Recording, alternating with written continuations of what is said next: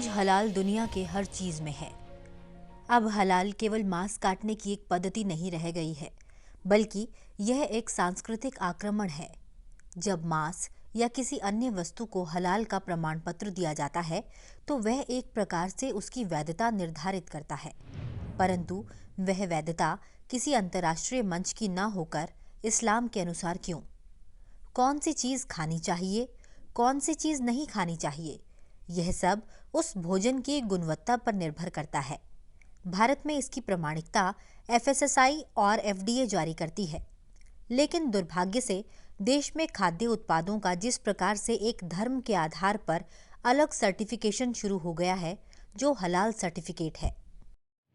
हलाल एक अरबी शब्द है जिसका अर्थ है जायज या वैध, यानी कि एक हलाल वस्तु को सही माना जाएगा। हलाल के विपरीत हराम का अर्थ है गैर कानूनी या अवैध, यानी हराम वस्तु को गलत माना जाएगा। हलाल को समझने से पहले हराम क्या है ये जानना बेहद जरूरी है। शराब या शराब से बनी हुई किसी चीज का सेवन वर्जित है। अगर कोई जानवर अपने आप मरता है तो उसका मांस नहीं खाया जा सकता।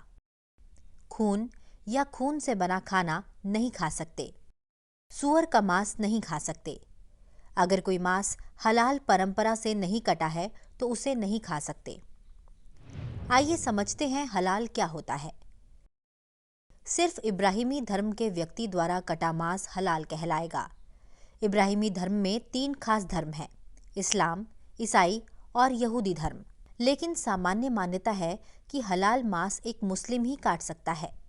खून हराम है, इसलिए हलाल करने के लिए जानवर के गले की रक्त वाहिकाओं को काटकर खून बहने दिया जाता है।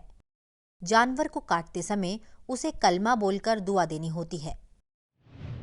हैरानी की बात यह है कि जजिया कर की तरह हलाल सर्टिफिकेशन को गैर मुस्लिमों पर थोप दिया गया है और उसकी कोई चर्चा तक नहीं करता।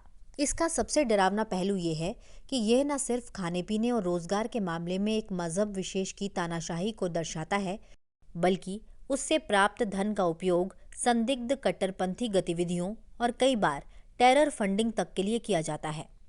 हलाल मांस से शुरू होकर हलाल सर्टिफिकेशन का यह खेल अब हलाल नौकरियां, हलाल व्यापार, हलाल पर्यटन, हलाल शिक्षा, हलाल विज्ञापन, हलाल सौंदर्य प्रसाधन, हलाल सब्जियां, किराने का सामान, हलाल बैंकिंग निवेश, हलाल दवाइयां, हलाल फैशन, हलाल हॉस्पिटल और हलाल होटल रेस्टोरेंट, हलाल टूरिज्म इत्यादि सब जगह हलाल सर्टिफिकेशन का बहुत बड़ा नेटवर्क बिछाया गया है।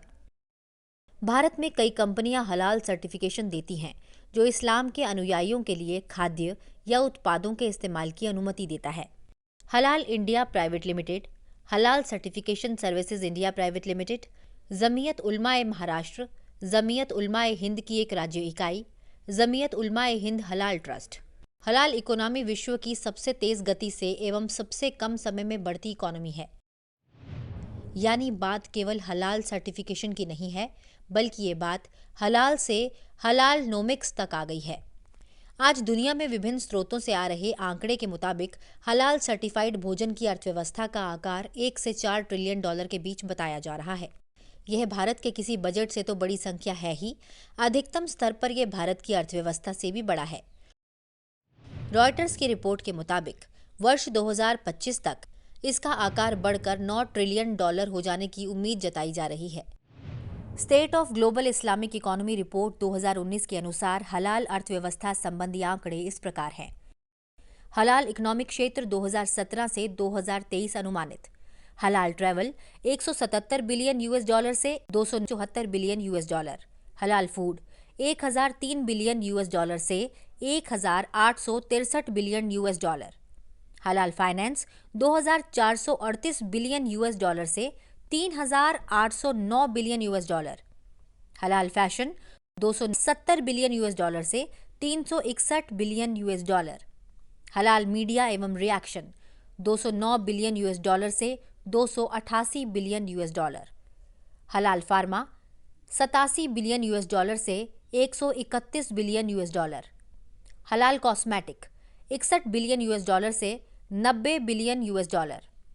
इस्लामिक इकोनॉमी मार्केट का आकार 2107 बिलियन यूएस डॉलर से 3007 बिलियन यूएस डॉलर। पाकिस्तान एक तरफ हलाल कारोबार के माध्यम से भारत के खिलाफ आतंकवाद को बढ़ावा देता है, तो दूसरी तरफ इसी हलाल प्रमाण पत्र से होने वाली आय का इस्तेमाल इस्लामिक संस्थाएं आतंकवादियों को कानूनी सहायता देने के लिए करती हैं। इसमें सबसे प्रमुख दिल्ली स्थित जमीयत उलेमा-ए हिंद है, जो कि हलाल प्रमाण पत्र जारी करती है और आतंकवादियों को उनके मुकदमे लड़ने एवं उन्हें जेल से छुड़ाने में भी मदद करती है। हलाल प्रमाण पत्र जारी करना आय का एक बहुत बड़ा साधन बन गया है। इसके विपरीत गैर मुस्लिमों के लिए रोजगार के अवसर भी कम हो रहे हैं। हमें इसके नेक्सस को पहचानने की जरूरत है। क्या हलाल के माध्यम से दूसरे धर्मों की आस्थाओं का हनन और हर वस्तु पर इस्लामिक प्रभुत्व ठीक है? आतंकवाद और जिहाद के एक प्रमुख स्रोत बनते हलाल प्रमाणन को देश में इतनी ढील क्यों? मांसाहारी लोगों के लिए हवाई अथवा रेल यात्रा, रेस्टोरेंट एवं अन्य मांस की दुकानों पर केवल हलाल मांस ही क्यों? क्या हलाल सर्टिफिकेट और हलाल इकोनॉमी के जरिए हिंदुस्तान को डिवीजन कर शरीयत कानून लाने का मकसद? अन्य धर्मावलंबियों के लिए इस्लाम द्वारा प्रदत्त वैधता अनिवार्य क्यों हो? जो हलाल प्रमाण पत्र है वह इस्लाम के अनुसार अनुमत है, फिर अन्य धर्मों के लिए क्या वैध है और क्या नहीं, इसका निर्धारण इस्लाम क्यों करे?